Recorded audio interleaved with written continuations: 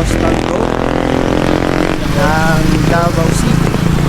Ayan o, kitang-kita naman. So ito yung roundabout. So may 200 dito. Yung pabalik doon, papunta ng City Hall. Yung area na yun. Sa San Pedro. Tapos dito naman, hindi pa ako familiar sa lugar na yan. Saka meron dito. So pwede ka mag-jogging dito sa area na to guys.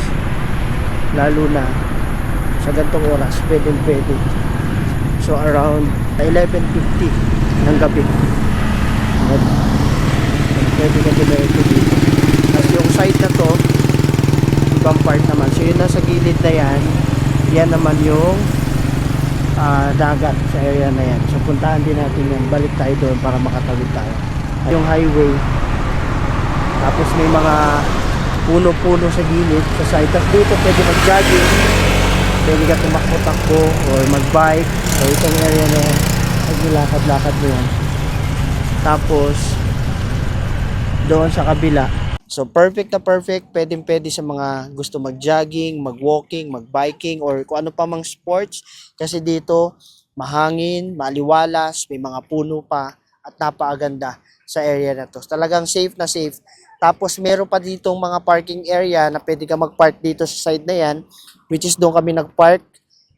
Ngayong gabing to, 11 PM na, pero napakaganda pa rin dito sa Coastal Road.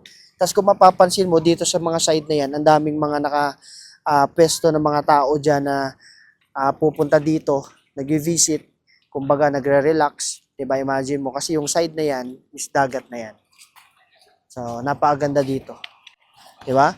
Talagang magre-relax ka dito at talagang hindi ka mahirapan dito at di ka ma-stress dahil nga napakaganda ng lugar at napakaganda ng area. Pwede ka pa maglakad-lakad. Dagat. Nakikita mo dyan. Diba? So, ayan. So, ito. Dito na tayo sa Davao City. Sirbol na. Kitang-kita. Ang area na to. Ayan o, daming tao pa dito guys. Kahit 11:50 PM na ng gabi. Sobrang daming tao pa. Ayan o. Diba? Wala pa aganda dito. So, ayan o. Kitang-kita naman. Sobrang daming tao. Ayan.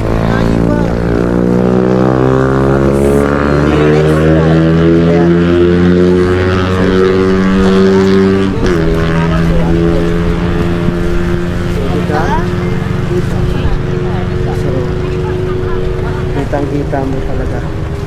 Ayan yung pinakadagat dito guys. Pwede ka maglakad dito sa area. Ayan. Let's go. Yun, no? So syempre mag-iingat ka lang kung maglalakad.